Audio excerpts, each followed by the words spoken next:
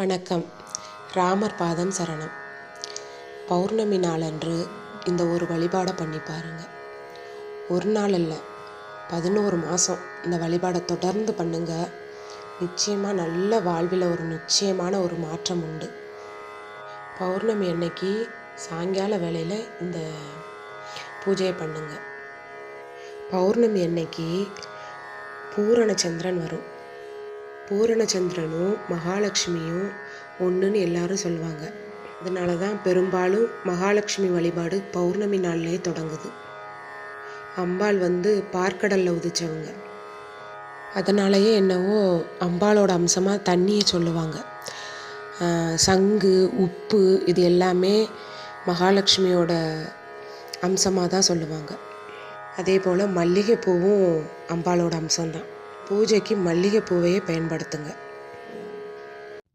அதே மாதிரி தான் சந்திரனும் மகாலட்சுமியோட அம்சம். அதனாலேயே இன்னும் நிறைய பேர் பௌர்ணமி அன்னைக்கு மகாலட்சுமி வழிபாடு பண்ணுறது இன்னமும் பண்ணிகிட்ருக்காங்க. அதை எப்படி பண்ணலாம்னு சொல்கிறேன். இந்த வழிபாட்டை மாதந்தோறும் பௌர்ணமி அன்னைக்கு பண்ணணும். அதே மாதிரி கரெக்டாக சாயங்கால நேரம் அந்த பௌர்ணமி இருக்கான்னு பார்த்துட்டு பண்ணணும். கரெக்டாக அந்த பௌர்ணமி சாயங்கால நேரம் இருக்குது அன்னைக்கு தான் அதை பண்ணணும். சரியா? சாயங்கால நேரம் ஒன்று குருஹோரை இல்லைன்னா சுக்கிரஹோரை எடுத்துக்கோங்க. இந்த 2 ஹோரையில் தான் இந்த பூஜையை பண்ணணும். இந்த பூஜையை நீங்கள் பண்ண ஆரம்பித்து கரெக்டாக 5 மாதம் இல்லை 6 மாதத்துலேயே உங்களுக்கு நல்ல ஒரு மாற்றம் தெரியும். நல்ல ஒரு மன நிம்மதி கிடைக்கும். கண்டிப்பாக நீங்கள் பண்ணுங்கள். பண்ணிவிட்டு அதே மாதிரி நான் சொல்கிற மாதிரி உங்களுக்கான அந்த மாற்றம் தெரிஞ்சதுன்னா எனக்கு தயவு செஞ்சு கமெண்டில் சொல்லுங்கள். கரெக்டாக அந்த நிலா வர்ற இடம், நம்ம பூஜை பண்ணுற இடமும் அந்த நிலாவோட வெளிச்சம் அந்த பார்வை தெரிகிற மாதிரி ஒரு இடத்த தேர்ந்தெடுத்துக்கோங்க.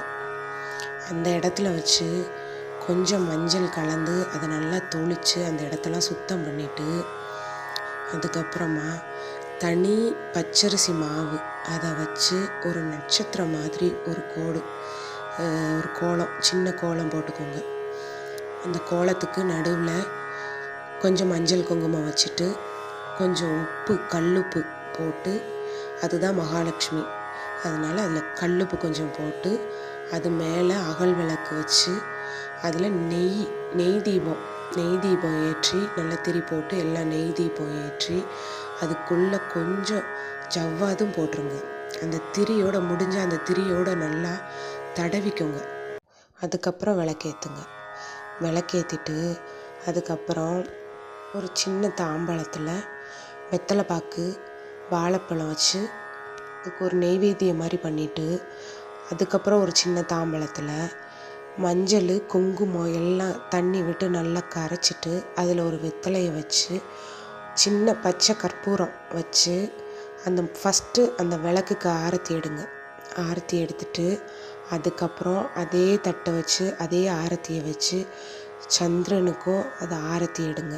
ஆரத்தி எடுத்துட்டு அதுக்கப்புறமா வெளியில் வந்துட்டு உங்கள் குடும்பத்தில் எல்லாரையும் வரிசையாக நிற்க வச்சு அவங்களுக்கும் அதே தட்டால் அந்த ஆரத்தி கரைச்சோம் பார்த்தீங்களா, அதே தட்டால் எல்லாருக்கும் ஆரத்தி சுற்றி போட்டுட்டு எல்லாமே சுற்றி போட்டுட்டு அந்த தண்ணியை அப்படியே வெளியில் கொட்டிடுங்க. கொட்டிட்டு, ஆனால் எங்கள் ஊர் சைடெலாம் ஆரத்தி கரைக்கிறது மஞ்சளும் கொஞ்சம் சுண்ணாம்பும் போட்டு நல்லா கலக்கிடுவாங்க. கொஞ்சம் தண்ணி ஊற்றினோம்னா அதே சிகப்பு கலரில் வந்துடும். அதைத்தான் நாங்கள் எங்கள் ஊரில் அது மேலே வெத்தலையை வச்சு அது மேலே சூடத்தை வச்சு எரிப்போம். அதுதான் எங்கள் ஊர் சைடு ஆரத்திம்பாங்க. ஆனால் அங்கிட்டலாம் பார்த்திங்கன்னா ஒவ்வொரு ஊர் சைடும் ஒவ்வொரு மாதிரி. உங்கள் ஊர் சைடு எப்படி கலக்குவீங்களோ அந்த மாதிரி பண்ணி ஆரத்தி எடுத்துக்கோங்க.